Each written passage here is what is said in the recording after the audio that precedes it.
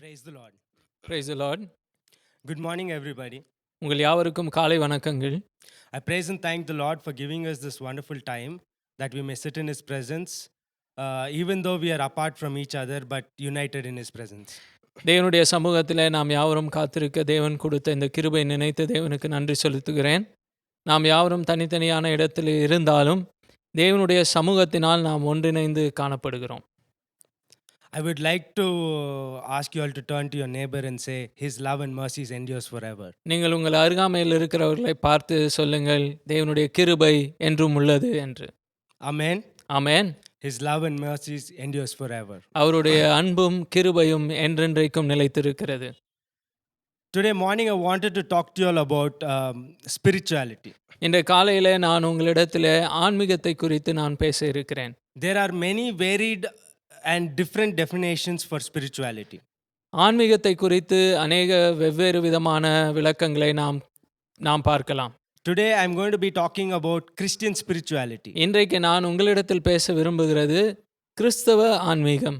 Our aim is to understand what is Christian spirituality and practice it in our day-to-day life. நம்முடைய நோக்கம் இன்றைக்கு கிறிஸ்தவ ஆன்மீகம் என்றால் என்ன என்பதை அறிந்து கொண்டு அதை நம்முடைய வாழ்க்கையில் அபியாசப்படுத்துவது எப்படி என்பதை நாம் பார்ப்போம். Today's discussion, we can make an attempt to maybe make a borderline for the definition of spirituality. இன்றைய காலையிலே நாம் ஆன்மீகத்திற்கு ஒரு எல்லைக்கோடை நாம் விரித்து அதிலே நாம் புரிந்து கொள்ள நாம் முயற்சி செய்வோம். In a specific framework of spirituality. ஒரு குறிப்பான ஒரு கட்டமைப்பிற்குள்ளே ஆன்மீகத்தை நாம் வைத்து நாம் படிக்க இருக்கிறோம். In order to understand this, we will use the scriptures, the epistle of Galatians written by Paul. இதை புரிந்து கொள்வதற்காக நாம் வேதத்திலிருந்து கலாத்தியருக்கு எழுதின நிருபத்தை நாம் எடுத்துக்கொள்வோம். Today's sermon will be, இன்றைக்கு செய்தி என்னவென்றால், it will be on Christian spirituality. அது ஆன்மீகம், கிறிஸ்துவ ஆன்மீகம் of Paul in the epistle of Galatians. பவுலினுடைய கிறிஸ்துவ ஆன்மீகம் எப்படி கலாத்தியருக்கு எழுதின நிருபத்தில் காணப்படுகிறது என்பதை நாம் பார்க்க இருக்கிறோம். According to one author, Christian spirituality is, ஒரு எழுத்தாளர் இப்படி சொல்லுகிறார் கிறிஸ்துவ ஆன்மீகத்தை குறித்து, desire to live out the Christian faith authentically, responsibly, effectively and fully.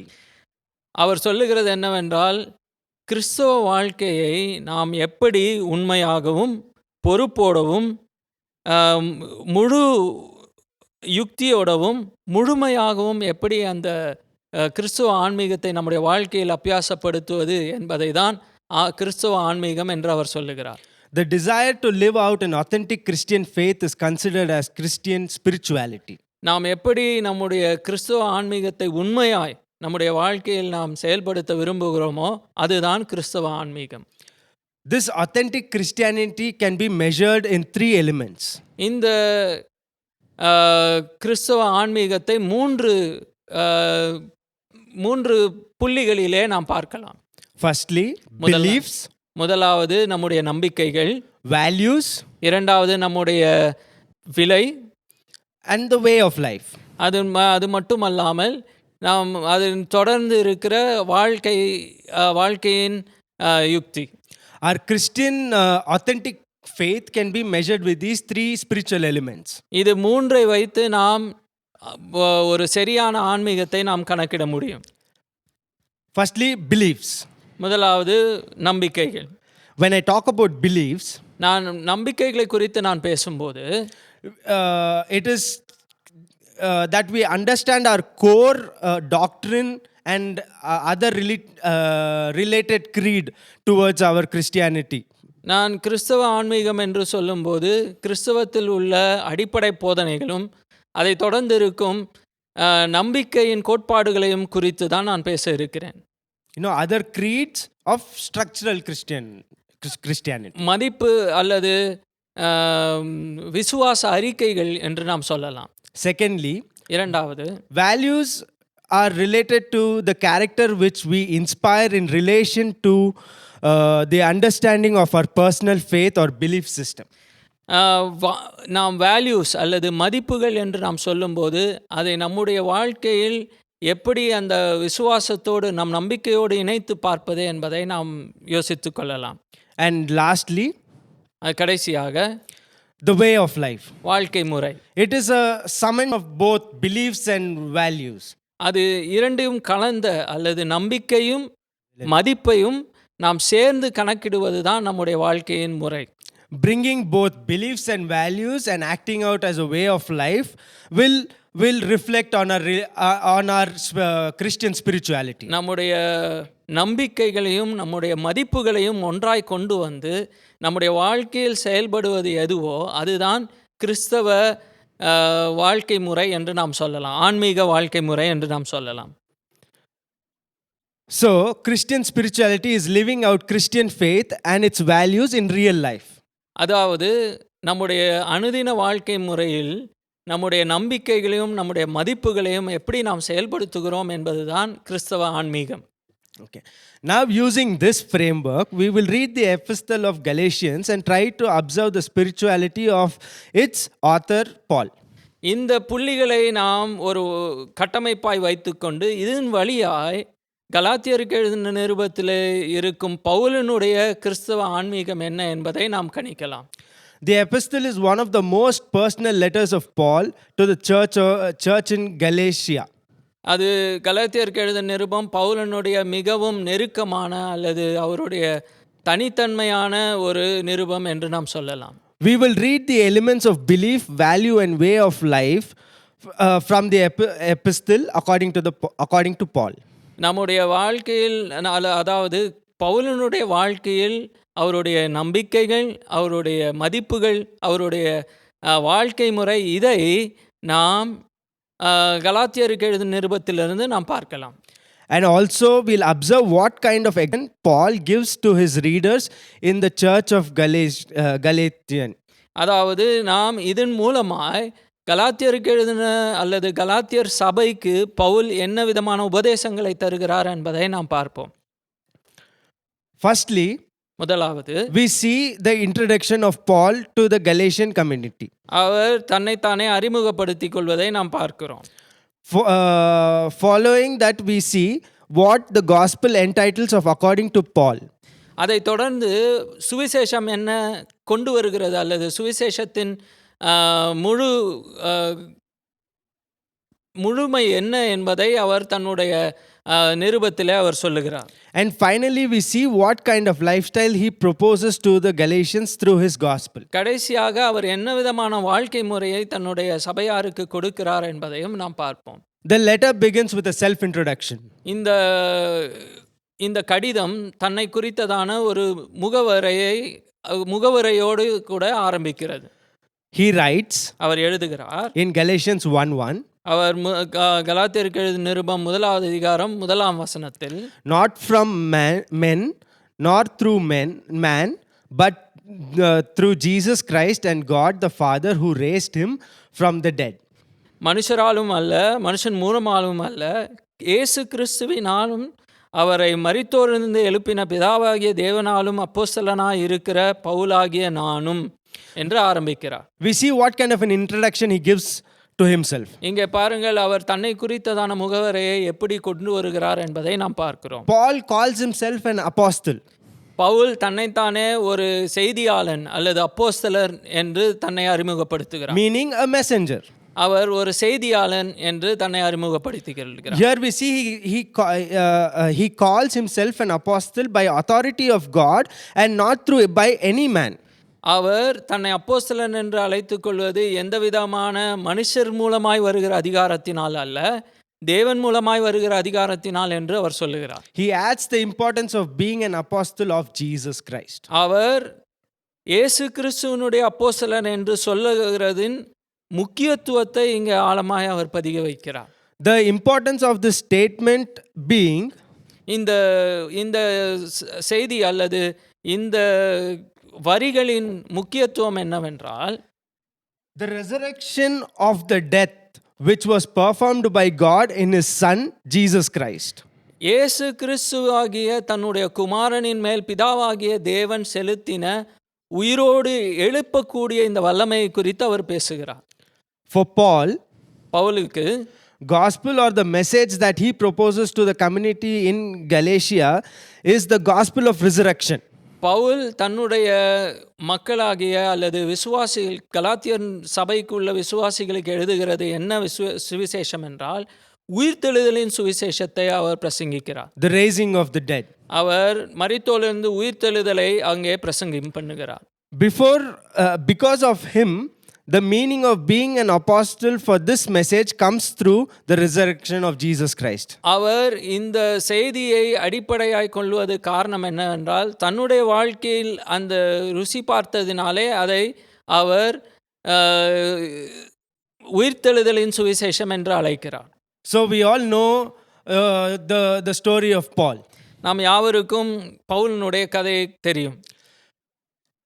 So on the way to Damascus, டமஸ்குவுக்கு போற வழியிலே we see he encounters God. அங்கே அந்த வழியிலே தேவனை அவர் சந்திக்கிறார்.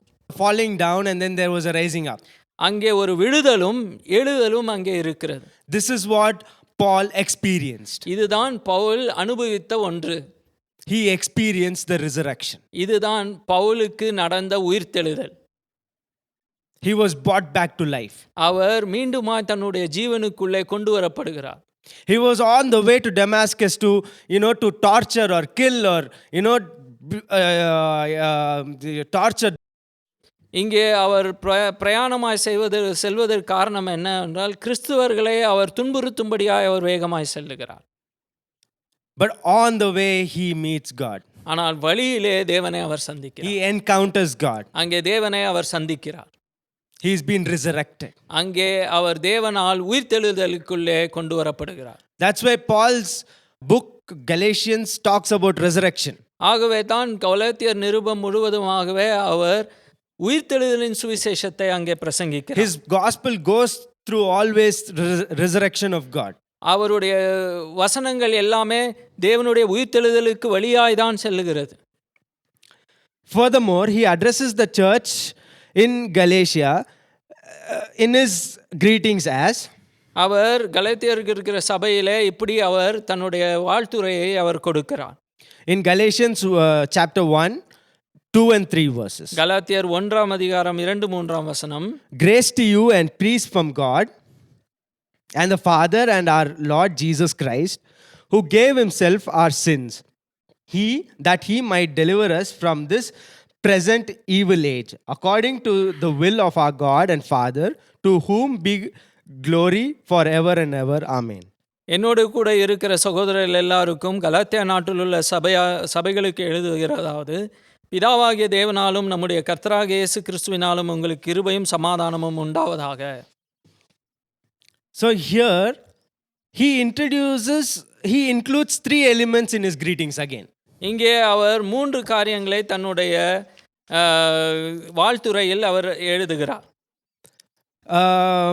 The first element is grace. முதலாவது புள்ளி அவர் கிருபை குறித்து பேசுகிறார். Second, peace.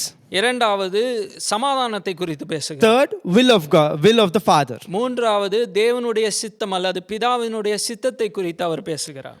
Grace, according to Paul, is to remember that Jesus Christ gave himself for our sins. கிருபை என்றால் பவுலுக்கு என்னவென்றால் இயேசு கிறிஸ்துவினாலே நம்முடைய பாவங்கள் மன்னிக்கப்பட்டது என்பதை நினைவு கூறுவதுதான் கிருபை என்று அவர் சொல்லுகிறார். Secondly, understanding peace is to know that God will deliver us from this present evil age. இரண்டாவது சமாதானம் என்ன என்பதை புரிந்து கொள்வது, தேவன் நம்முடைய இந்த காலத்தில் உள்ள கொடிய காலத்திலிருந்து தேவன் நம்மை விடுவிப்பார் என்பதை அறிந்து கொள்வதுதான் சமாதானம் என்று சொல்லுகிறார். Yes, he will deliver us from this present evil age according to the will of Father.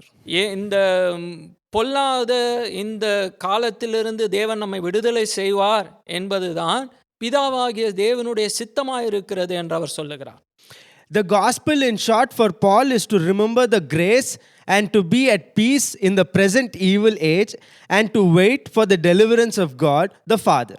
இங்கே பவுல் இந்த கலாத்தியருக்கு எழுதின நிருபத்திலே அவர் சொல்லுகிறார், கிருபை எதை காண்பிக்கிறது? பாவ மன்னிப்பையும் சமாதானம் தேவன் நம்முடைய இந்த காலத்திலிருந்து நம்மை விடுதலை செய்வார், அவருடைய சித்தத்தின்படி நம்மை விடுதலை செய்வார் என்பதை நினைவு கூறுவதும் தான் என்று சொல்லுகிறார்.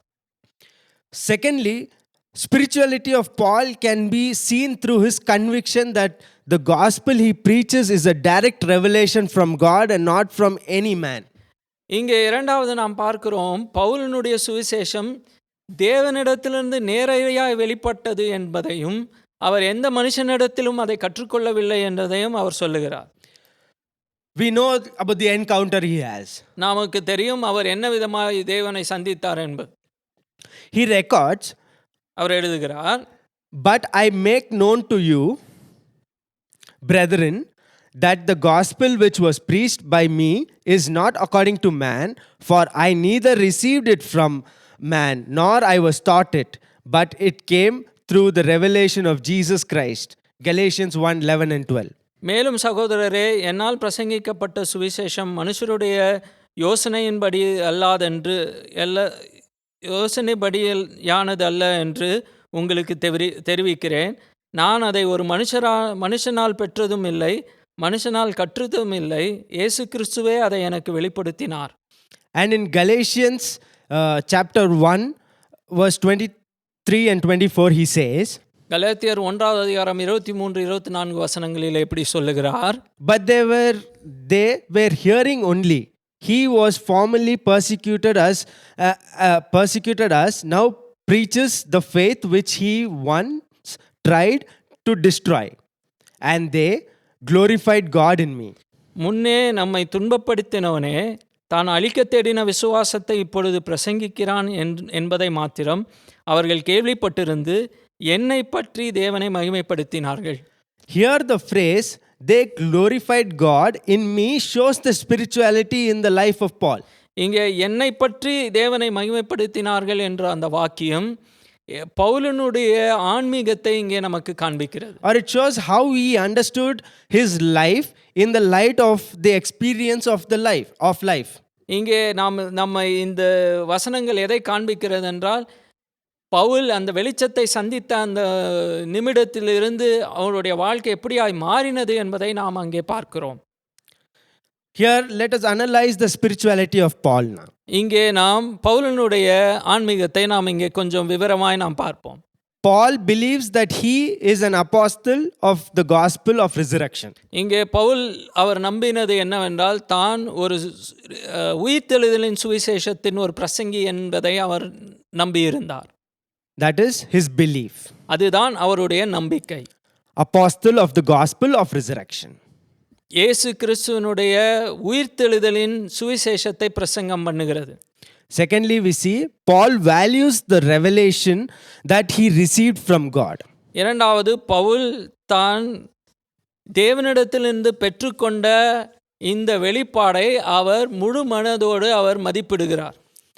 And thirdly, we see Paul through his life glorifies God. மூன்றாவது, பவுல் தன்னுடைய வாழ்க்கை முறை வழியாய் தேவனை மகிமைப்படுத்துகிறார். This becomes his way of life. அது அவருடைய வாழ்க்கை முறையாய் மாறுகிறது.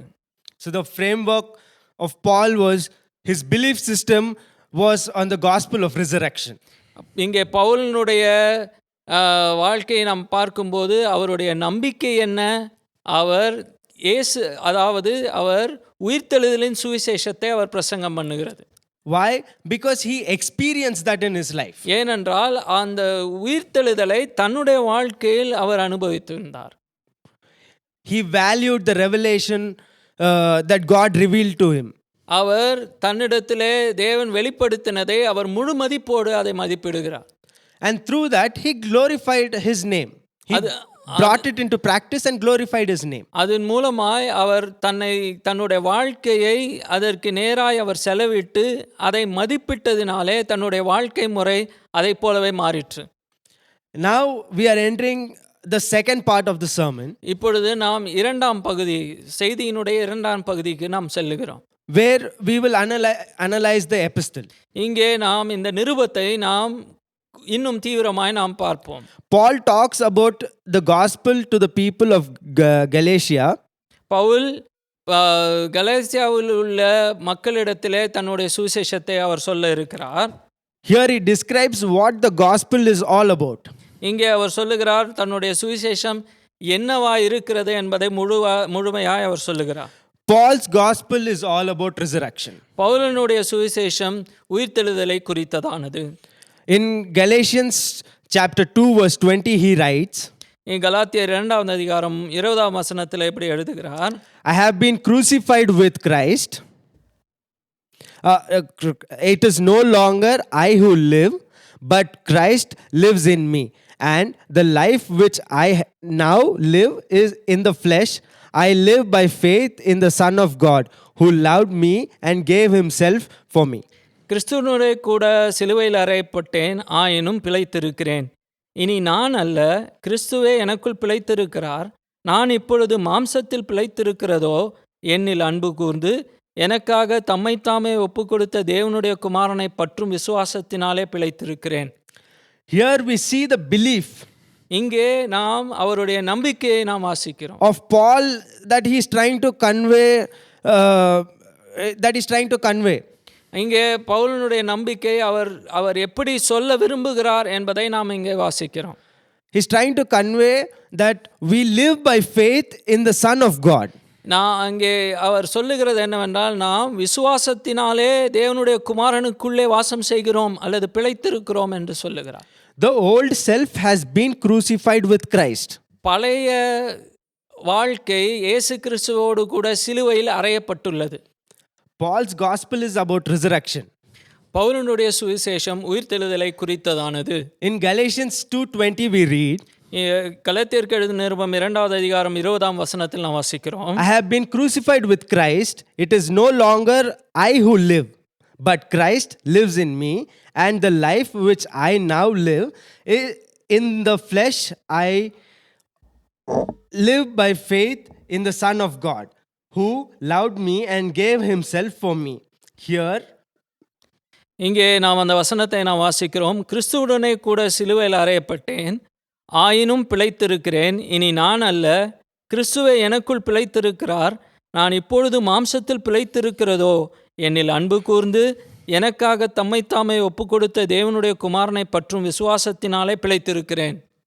here we can see the belief of Paul that he tries to convey. இங்கே பவுலனுடைய நம்பிக்கை அவர் சொல்ல விரும்புவதை நாம் பார்க்கிறோம்.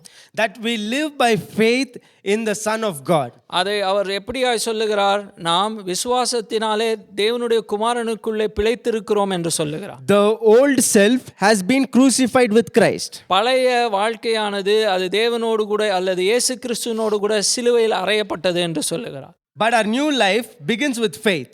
நம்முடைய புது வாழ்க்கை விசுவாசத்தினாலே ஆரம்பிக்கிறது. With the Son of God with our side. இயேசு கிறிஸ்து தேவனுடைய குமாரன் நம் பக்கத்தில் இருக்கிற அந்த சூழ்நிலையிலிருந்து ஆரம்பிக்கிறது. For Paul, the Spirit is the power of the gospel which resurrects us. பவுலுக்கு சுவிசேஷம் என்பது அந்த ஆவி, நம்மை உயிர்ப்பிக்கிற ஆவியின் வல்லமை என்று அவர் சொல்லுகிறார்.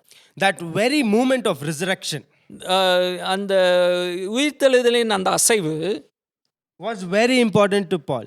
அது மிகவும் பவுலுக்கு மிகவும் முக்கியமான ஒன்றாக இருக்கிறது. Because everything he understood in his life went from this point of view. அவர் தன்னுடைய வாழ்க்கையில் புரிந்து கொண்டது எல்லாமே இந்த பார்வையிலிருந்து தான் அவருக்கு போகிறது. We can see clearly he says, the old self has been crucified with Christ. இங்கே நாம் பார்க்கும்போது கரெக்டாக தெளிவாக அவர் சொல்லுகிறார், தன்னுடைய பழைய வாழ்க்கையானது இயேசு கிறிஸ்துவோடு கூட சிலுவையில் அறையப்பட்டது என்பது. So the idea he extends and writes, for you all are sons of God through faith in Christ Jesus. In Galatians 3:26 he says. கலாத்தியர் 3ஆம் அதிகாரம் 26ஆம் வசனத்தில் அவர் சொல்லுகிறார், நீங்கள் எல்லோரும் கிறிஸ்து இயேசுவை பற்றும் விசுவாசத்தினாலே தேவனுடைய புத்திரராய் இருக்கிறீர்கள். He also adds in Galatians 4:6 and 7. அது மட்டுமல்லாமல் அவர் கலாத்தியர் 4ஆம் அதிகாரம் 6-7 வசனங்களை அவர் சொல்லுகிறார். And because you are sons, God has sent forth the Spirit of His Son into your hearts, crying out, Abba, Father. Therefore, you are no longer a slave, but a son. And if a son, then a heir of God through Christ. இங்கே அவர் சொல்லுகிறார், மேலும் நீங்கள் புத்திரராய் இருக்கிறபடியினால் அப்பா பிதாவே என்று கூப்பிடத்தக்கதாக தேவகுமாரனுடைய ஆவியை உங்கள் இருதயத்தில் அனுப்பினார். ஆகையால் இனி நீங்கள் அடிமையாயிராமல் புத்திரராயிருக்கிறாய். நீ ஆனால் கிறிஸ்து மூலமாய் தேவனுடைய சுதந்திரமாயிருக்கிறாய். Here he talks about the spirit in our hearts is the spirit of sonship. இங்கே பவுல் நம்முடைய இருதயத்தில் இருக்கும் ஆவியானது அது தேவனுடைய குமாரனுக்கு ஒத்த ஆவி என்று அவர் சொல்லுகிறார். So once we are resurrected, we become one of his sons or daughters. நாம் உயிர்த்தெழுதல அந்த ஆவியை பெற்ற பின்பாக நாம் தேவனுடைய குமாரரும் குமாரத்திகளுமாய் மாறுகிறோம். We become his heir. நாம் அவருடைய சுதந்திரர்களாய் மாறிவிடுகிறோம். He also furthermore stretches in Galatians 3:27. அவர் கலாத்தியர் 3:27 அவர் சொல்லுகிறார், For as many of you as were baptized into Christ have put on Christ. ஏனெனில் உங்களில் கிறிஸ்துவுக்குள்ளான ஞானஸ்தானம் பெற்றவர்கள் எத்தனை பேரோ அத்தனை பேரும் கிறிஸ்துவை தரித்து கொண்டீர்களே. For Paul, we were wearing on Christ in this new and resurrected life. பவுலுக்கு நாம் இந்த வாழ்க்கையை நாம் அணிந்து கொள்வது புதிய வாழ்க்கை என்று அவர் சொல்லுகிறார்.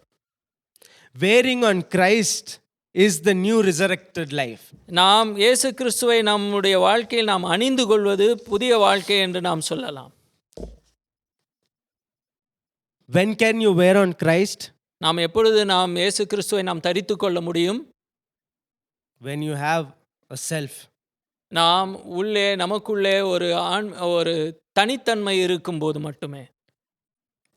Then you can wear on Christ. நாம் அதற்கு மேலாக இயேசு கிறிஸ்துவை நாம் அணிந்து கொள்ளலாம். Your self could have the beliefs, can have the doctrinal beliefs.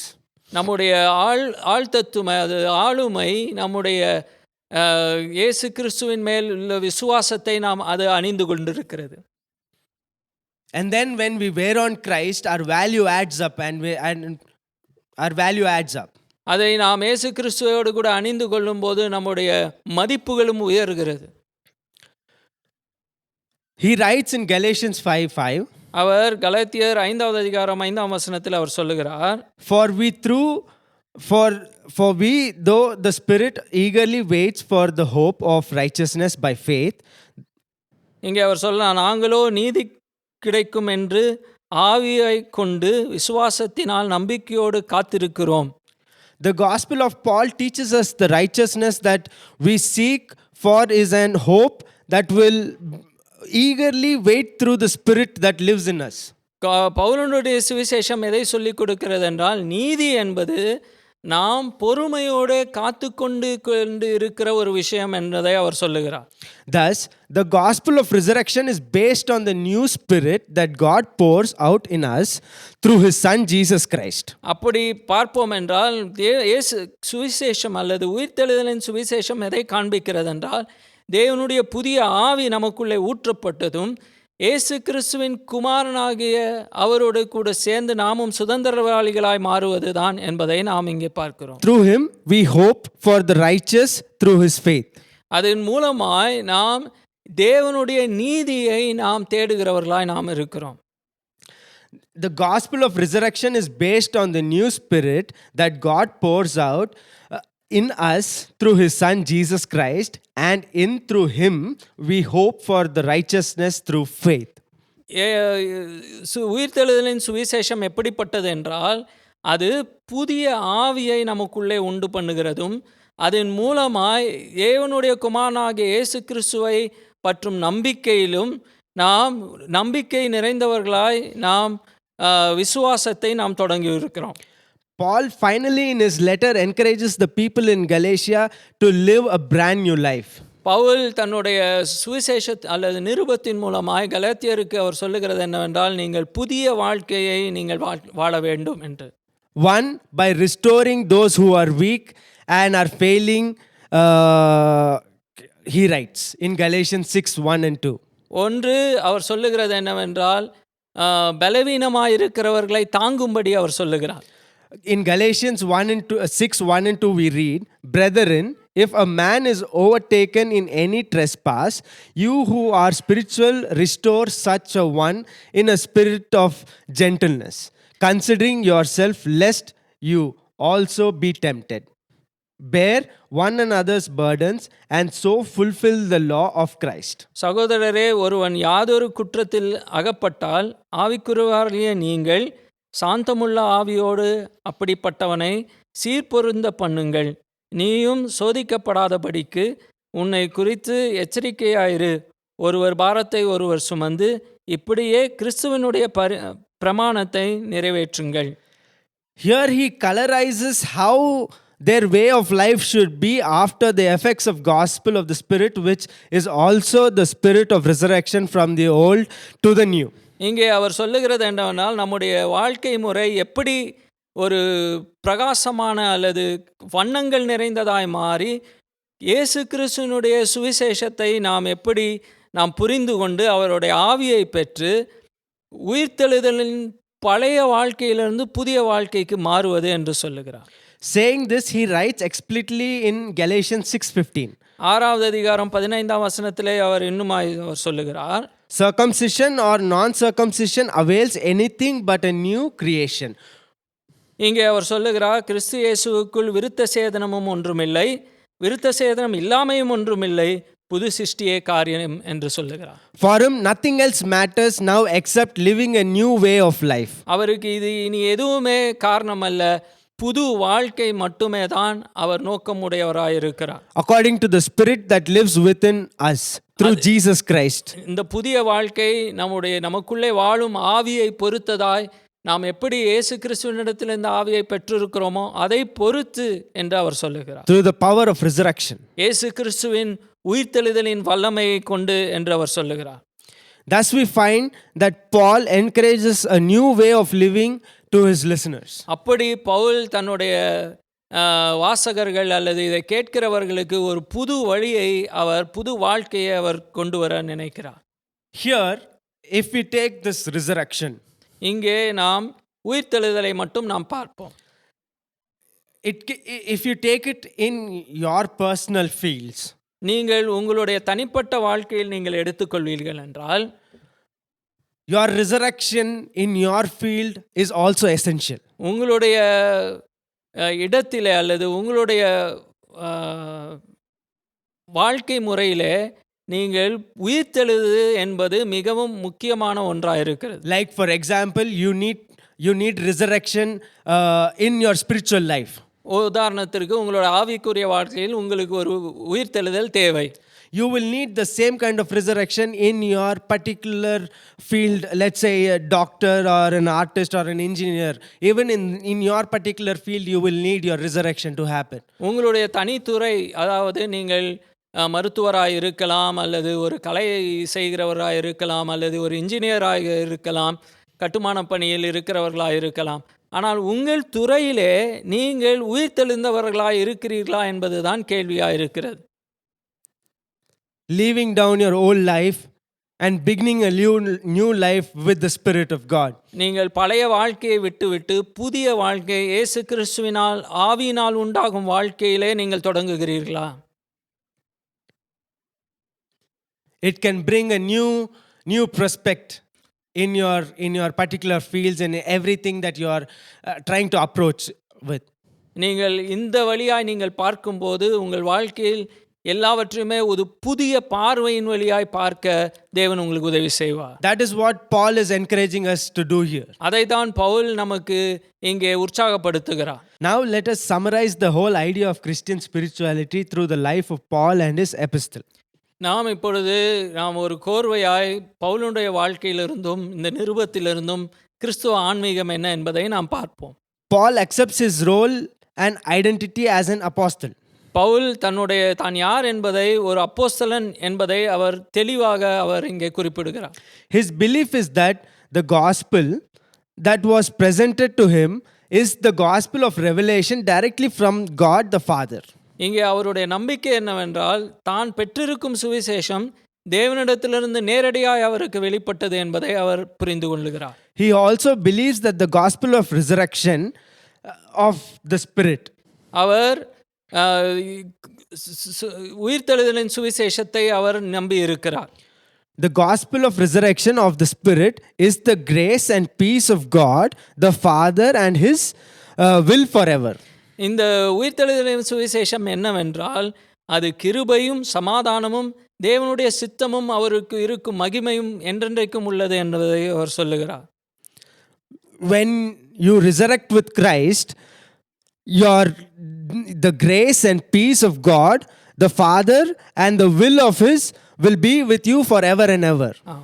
நாம் இந்த உயிர்த்தெழுதலின் சுவிசேஷத்தை நாம் கேட்கும்போது தேவனுடைய கிருபையும் சமாதானமும் நம்முடைய இருதயத்திலும் தேவனுடைய சித்தம் நம்முடைய வாழ்க்கையிலும் என்றென்றைக்கும் உண்டாயிருக்கிறது என்பதை நாம் பார்க்கிறோம். Therefore, this gospel is what Galatians are to obey to be spiritual. நாம் இங்கே கலாத்தியருக்கு எழுதின நிருபத்தில் நாம் பார்க்கிறோம், அவர்கள் ஆவிக்குரியவர்களாய் இருக்க வேண்டும் என்று விரும்பினார்கள் என்றால் இங்கே இந்த சுவிசேஷத்திற்கு அவர்கள் கீழ்ப்பட்டு இருக்க வேண்டும் என்பதை அவர் அங்கே சொல்லுகிறார். Secondly, Paul specially talks about the gospel of spirit. Pavul இரண்டாவதாக அவர் பேசுகிறது ஆவிக்குரிய சுவிசேஷத்தை குறித்து அவர் பேசுகிறார். Spirit is the power of the gospel of the Son of God which resurrects us, and we become the sons and daughters through faith in Jesus Christ.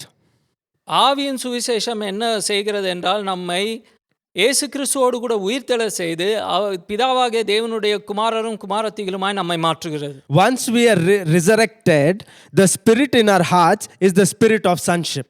நாம் உயிர்த்தெழுந்த பின்பாக தேவனுடைய ஆவியின் பிரதிபலிப்பு என்னவென்றால் நாம் அவருடைய குமாரரும் குமாரத்திகளுமாய் மாறுகிறோம். Spirit gives us the hope of righteousness. இந்த ஆவி எதை கொடுக்கிறது என்றால் நாம் நீதியின் நம்பிக்கையை நமக்கு தருகிறது.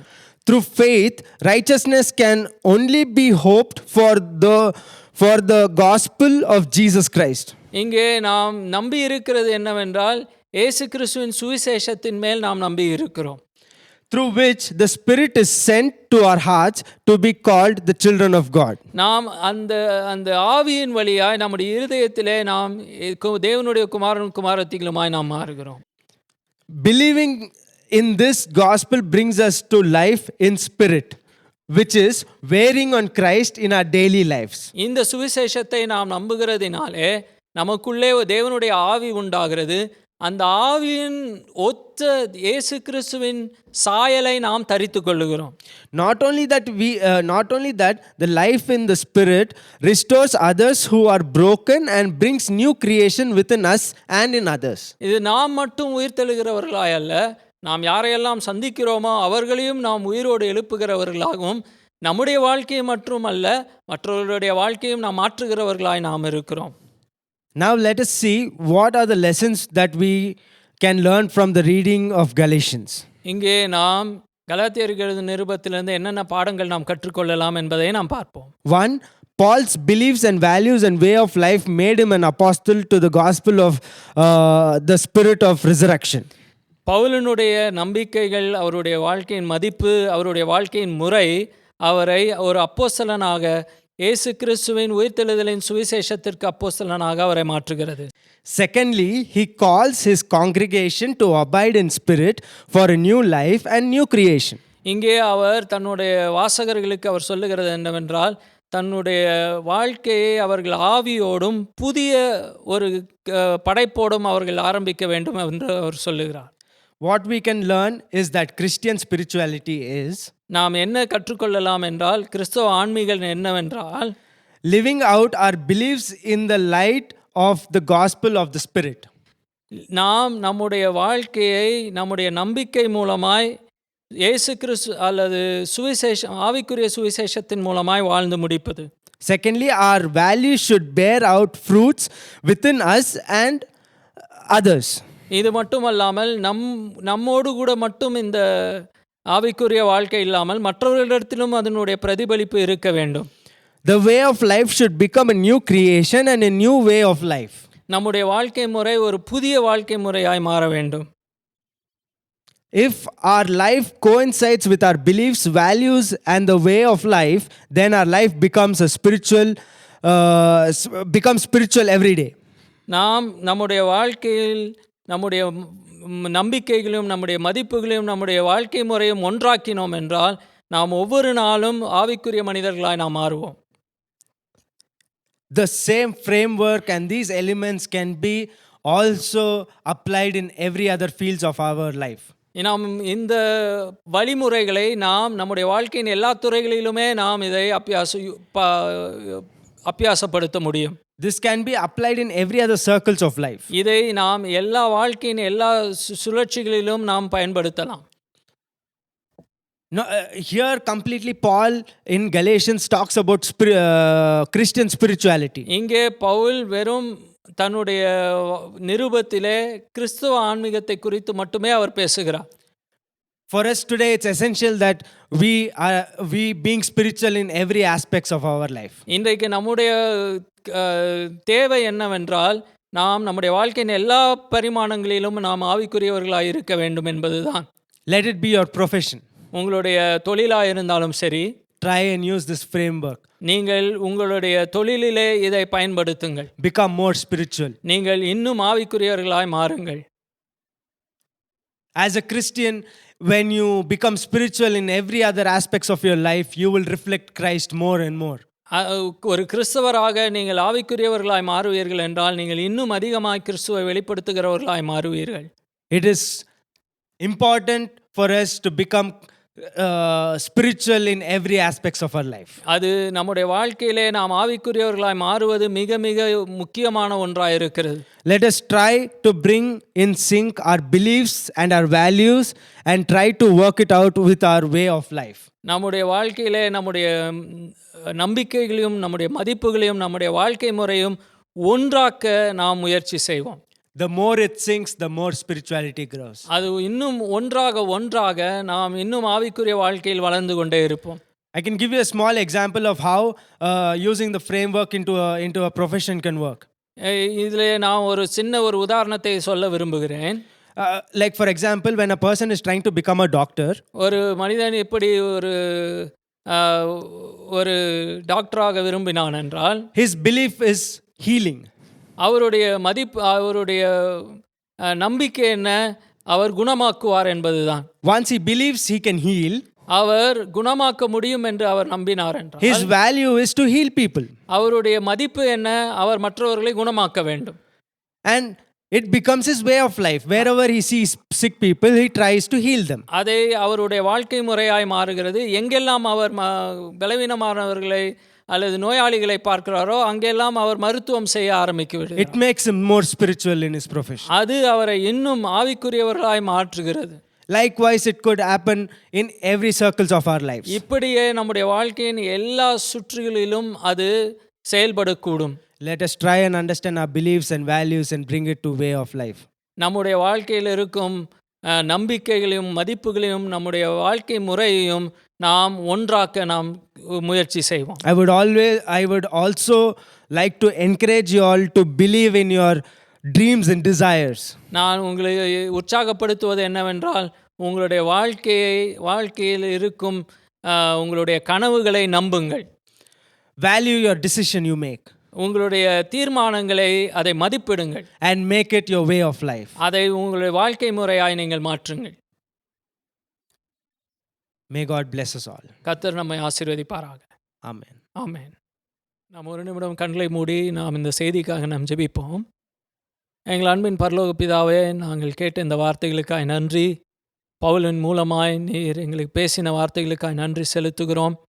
அப்பா ஆண்டவரே, நாங்கள் இன்னும் ஆவிக்குரியவர்களாய் மாற, புது சிருஷ்டிகளாய் புது வாழ்க்கையின் வழிமுறைகளை நாங்கள் கற்றுக்கொண்டு அதன்படி நடக்க, உம்மை அணிந்து கொண்டு உம்மை மற்றவர்களுக்கு நாங்கள் காண்பிக்க எங்களுக்கு உதவி செய்வீராக. அந்த ஆண்டவரே, செய்தி கொடுத்த மகனை நீர் ஆசீர்வதிப்பீராக. இன்னும் ஆயிரங்களுக்கு எடுத்து பயன்படுத்துவீராக. இயேசு கிறிஸ்துவின் நாமத்தில் ஜெபிக்கிறோம் எங்கள் அன்பின் பரலோக பிதாவே. ஆமென்.